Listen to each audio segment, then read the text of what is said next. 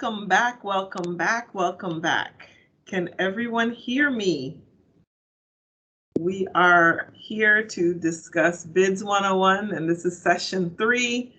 If you recall from session 2, we didn't get to finish everything we wanted to talk about, and so we're going to go into the documents and let's get started.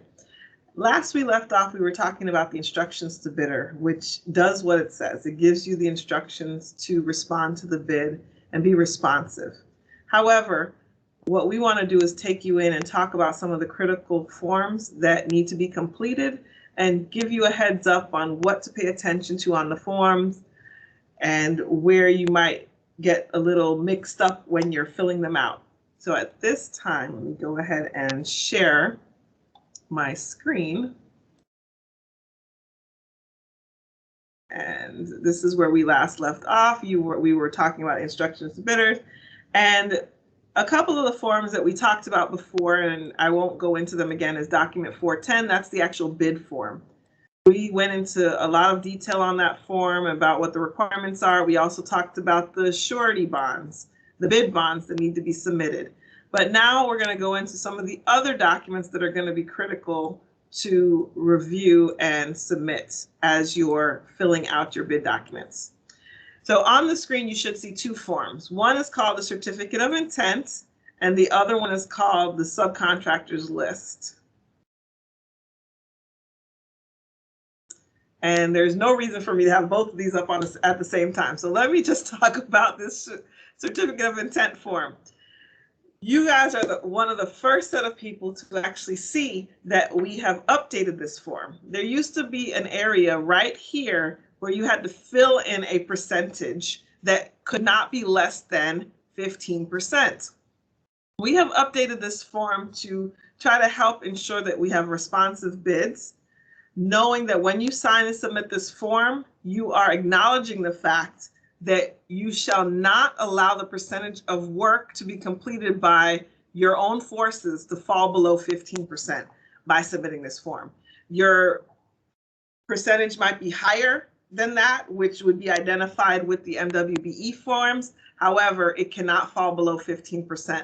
And do be aware of that, because on those MWBE forms, as prime, your number has to be 15% or higher. Any prime. MWB or otherwise, the prime cannot perform less than 15% of the work on any particular project. And this form has been updated to just help ensure that you are being compliant and acknowledging the fact that you are aware of this. And this should be known as you're preparing your bids, and that's why it's important to know that. If I have to perform 15% minimum of the work and I was planning to outsource like everything almost, I now know, okay, 15% of that has to be with me. So what are the things that I'm going to do? And then I know I have to get pricing on the other things. And that's why this form is important to be aware of and understand its meaning. Profit is not included in the 15%. However, your labor that you use, your trailers or anything like that that you would need to use can be part of that 15%. Okay, now I had brought up this subcontractors list, and what I wanted to do is show you how this list compares to the MWBE forms that we already went over last time, but I wanted to show it to you side by side so you can see what you have to do and how they relate to each other, because these forms do relate and they are compared as we are evaluating them. And here we are. We talked about the Certificate of Intent earlier. This is where you would be putting the information about what your firm is going to be doing on the project. And so again, that number has to be 15% or higher. You're going to fill in your information. You'll have your information up here. And this is the document 475. You're going to identify the non-MWB subcontractors, but more importantly, the MWB subcontractors that EDDC will be looking for and evaluating, along with their percentages and amounts that you've put. But these individuals, anyone that's listed here, must be listed on your subcontractors list.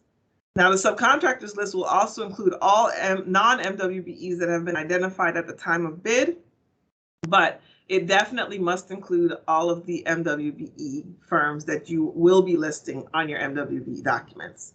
So these two forms, it's just important to make sure that you're cross-referencing. Any changes to one, you may want to revisit the other form. Next, we have our... Shari? Yes? I'm sorry, this is Daisy. Being is that I'm assisting with the Do remember this is being recorded, so if this Yes. is, and this is a training that's going to be put up online. Yes, this is Okay. pertinent to this. Okay. My question is pertinent to this form. When they're doing this, wouldn't it be more prudent also to add a certificate number and an expiration date of the MWBE for each subcontractor? Because that's something that when we are preparing the other documents, it's good to be able to see everything at once. So if you're going to the extent of providing the address, the phone number, the contacts, wouldn't it suffice to say that it would be also good to include the certificate numbers for each and their expiration dates? That's not a question for me. I don't manage the form, but I do think that's a question we could take offline and talk to EDDC about directly. Okay. Okay, so, but good question. So that's more of an improvement question, process improvement question. So thank you for that, Daisy. And Daisy is part of the procurement construction team. For those of you listening, she's fairly new to our side of the house in helping with procurement, but she's definitely been a valuable member of the team so far, as she's been working with us on process improvement and organizational improvement and allowing us to work more efficiently. So thank you so much, Daisy, for that. Moving on to the next set of forms that, again, when you talk about the forms and instructions, they're all listed here. What are we going to move on to? There's the schedule of values. Now, the schedule of values, as mentioned in the previous sessions, is a document that will not be required until after you've been awarded at this time, but it will be required before you can get paid. So with your first pay application, you're going to submit your schedule of values, get it approved, and then you'll be able to submit for actual payment and get approved for payment at that time. So it's needed, but not required at time of bid now. In its place is document 438, the bid details form. Once we've opened up bids and we've identified the two lowest responsible bidders, we're going to send you an email, and by we, I mean the purchasing agent will send you an email that will include this document. And in this document, you're going to complete this information, giving us an overview and breakdown of where your numbers are. So your total bid was this amount. How does that break out in these divisions? Once we receive this, this is a document that will be evaluated and reviewed, but will be used to process your notice to proceed after it's awarded. So it's a critical document. You have 72 hours once you're notified that you're one of the lowest responsible bidders to complete this document and get it back to us, along with document 00439. We don't have a template for 439 because that's a milestone schedule. And that milestone schedule is something that you would create on whatever platform you have in-house. But those are the things that you need to look at and be aware of, that you're going to need to turn those around fairly quickly. Now, keep in mind the 438, one of the things I forgot to show you, and when I opened it, it was there. There's an instructions tab that you can use to help you understand what you need to fill in. But that document is something that'll help you in your initial numbers and in preparing your schedule of values later on. So the whole point of it is to help roll up and begin that process so we can get you started on your project sooner rather than later. Moving on, I'm not really going to go over the request for taxpayer identification number. Many of you have already seen that document in various ways and forms. So that's a standard IRS document, and we actually refer you to the IRS to get the most recent version of that. Our background screening form, however, is another form that we found has given a little bit of trouble. And again, you are going to be one of the first to see the improvement that we've made on this form as well. So here we are with the background screening form that you would see typically, and the information up here on the project specific that we're going to be talking about, or we've advertised. You have some information here that you need to fill in that's standard, but there used to be a checkbox here that you had to check and say that you'll comply and you understand. Now we've removed that and just stated that by signing this document, you're acknowledging that you understand what you've read over here, and that it's the responsibility of you to get this done and ensure that whoever you have working on our site is properly screened and badged. And it's a document that has to be notarized as well. So just keep that in mind. This is another update that we've made to help you be more responsive to our bids. Drug-free workplace. So we're moving down our list of items. You can see the checks over here. This is what's required. So drug-free workplace is the next one that you need to complete.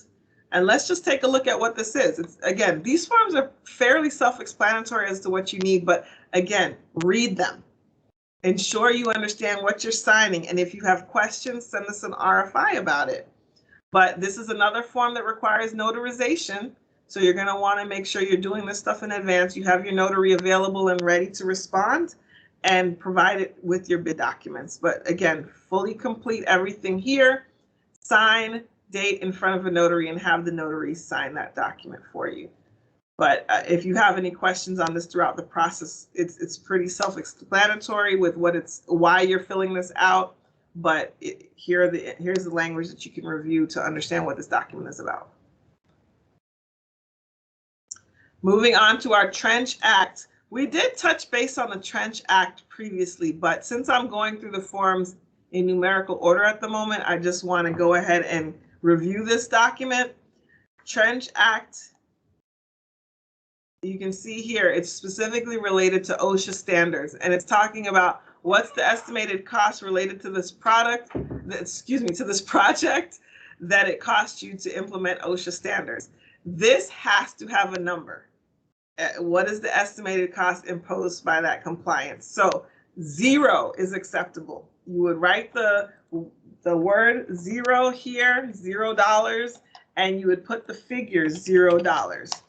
You can put no dollars if you want to.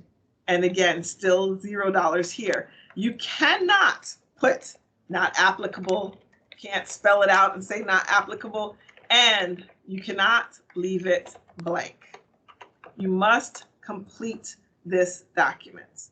And again, this is a document that must be notarized. If you're seeing the trend, a lot of these documents must be notarized.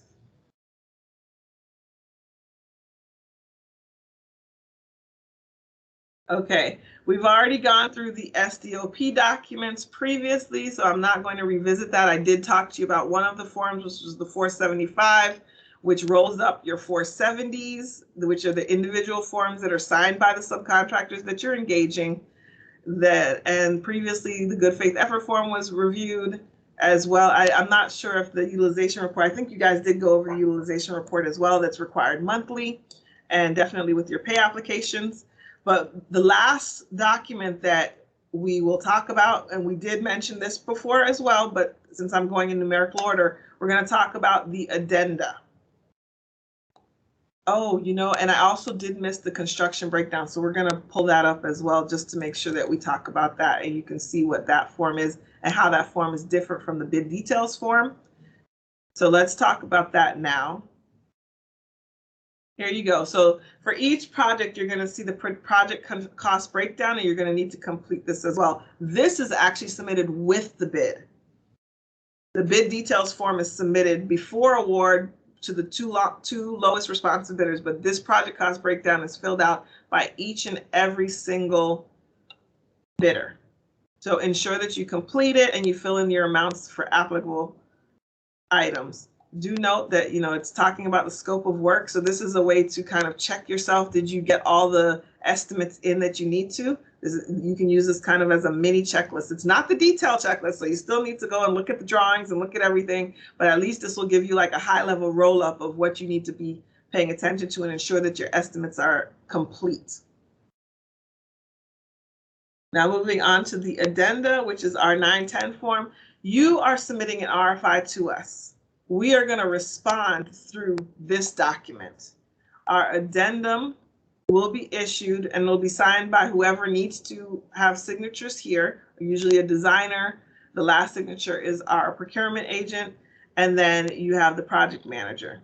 But it'll be filling in whether it's responses to the RFI, whether we needed to do updates to any of the specifications, whether that be in the drawings or on the side of the bid documents. You must pay attention to these addendums. I can tell you there have been a number of times where a firm will submit everything and they submitted wrong information because they didn't realize that an alternate was added, or they didn't realize that a form was changed to require more information that was needed for the bid. So it's critical that you not just sign this form and return it with your bid, but you actually review the information that's in the addenda. At this time, I believe we've gone through all of the forms that are required with the bid. What I would like to touch base on a little bit while I have you is, I mentioned the agreement form. You're going to want to review that. Ensure that you have your attorneys look at it and that you understand what you're signing. The agreement form includes the liquidated damages for both substantial and final completion. So you're going to want to review all of that information. Review the calendar days for completion. Ensure that your estimate includes the ability to perform and complete that project within that time frame.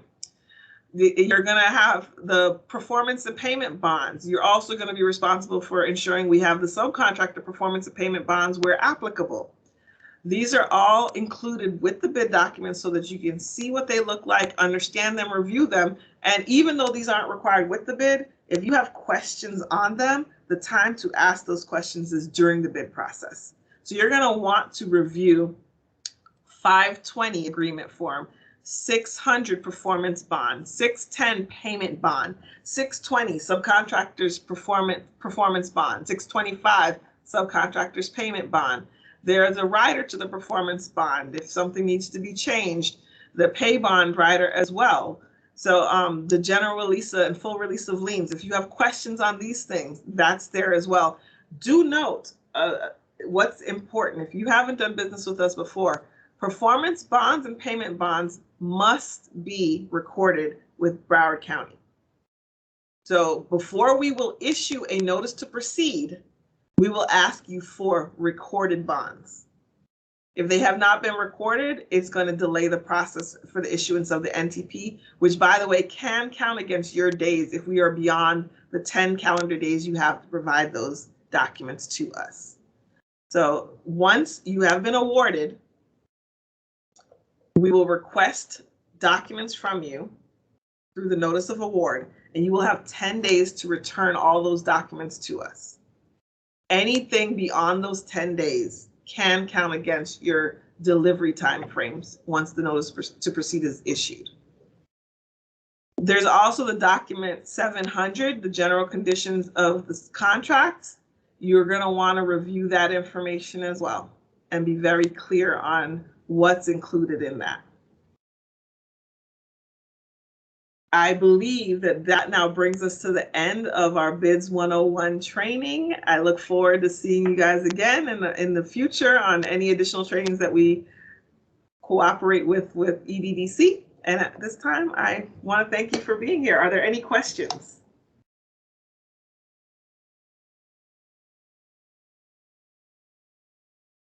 Questions in the chat.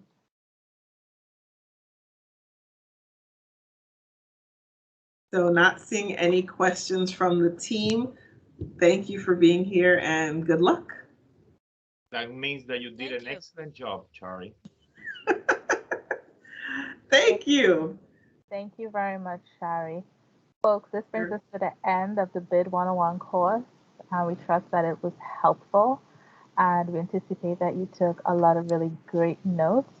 Know that EDDC and PWS are committed to helping small businesses. We want to say thank you again to Shari for your wealth of information and the detail and care you took with facilitating this course. We also want to thank the EDDC team members who have worked with our small businesses and all of our team members who are present on the call. Stay tuned for follow-up courses, BIDS 102 and 103, which will be coming pretty soon in our business development series.